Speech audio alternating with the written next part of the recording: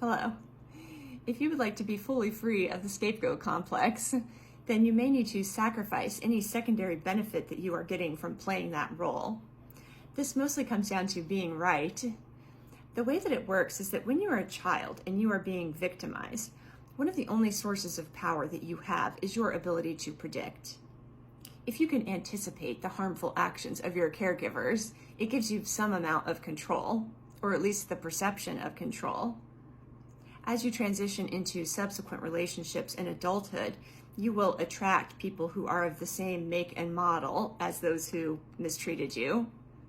You will then project your scapegoat energy into the dynamic, animating them into replication. This is healthy, actually, because you need visibility into the past. You need to believe yourself about what happened.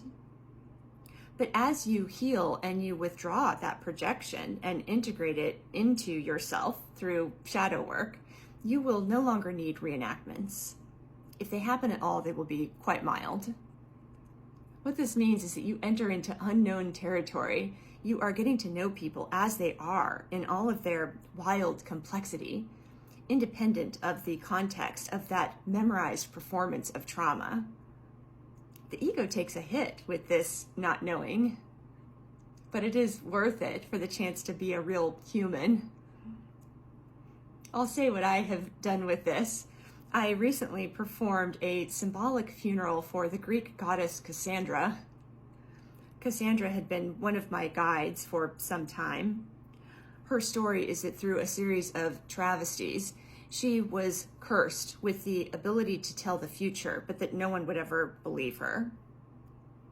I had noticed that she was starting to get quite gray and ashen in the face, and I figured out that she was dying away in my consciousness because I no longer need her. I believe myself now, so I didn't need to be her mouthpiece with her proclamations of wrongdoing. That's why my content has been transitioning more to me talking as myself rather than channeling. Channeling is quite taxing on my nervous system. When you are embodying an archetype, which is what the scapegoat complex is, then you're under a kind of spell. It's a form of possession. There is some benefit from it, but it's meant to be transitory, like a costume that you put on and then take off. The archetype has an autonomous energy and agenda of its own, i.e. Cassandra and her score to settle. It will take everything from you unless you assert your free will.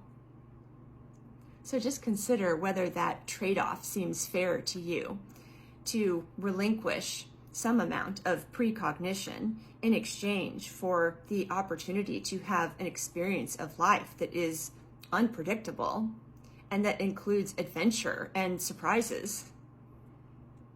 I love you.